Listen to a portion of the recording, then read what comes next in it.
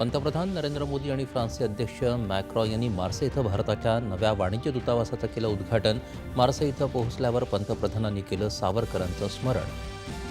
महायुद्धात वीरमरण आलेल्या भारतीय सैनिकांना पंतप्रधान मोदी आणि मॅक्रॉ यांनी मार्से इथं वाहिली श्रद्धांजली.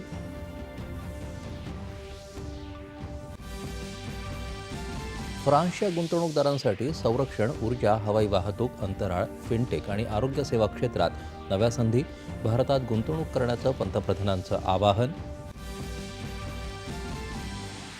निवडणुकीपूर्वी मतदारांना मोफत पैसे आणि इतर सुविधा देण्याच्या राजकीय पक्षांच्या धोरणांवर सर्वोच्च न्यायालयानं व्यक्त केली नाराजी.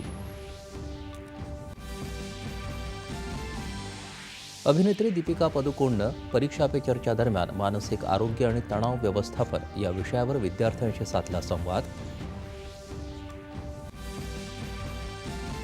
माघ पौर्णिमेनिमित्त प्रयागराज इथं आज पहाटेपासून 1,80,00,000 अधिक भाविकांनी केलं पवित्र स्नान.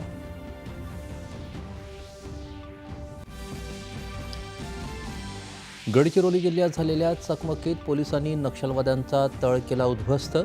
जवान महेश नागुलवार यांना वीरमरण. राज्य सरकारतर्फे 2 कोटी रुपयांची मदत जाहीर.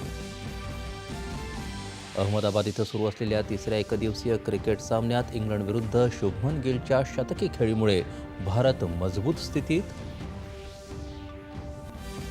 आणि जलदगती गोलंदाज जसप्रीत बुमराहच्या पाठीच्या दुखापतीमुळे आयसीसी चॅम्पियन्स करंडक स्पर्धेतून बाहेर.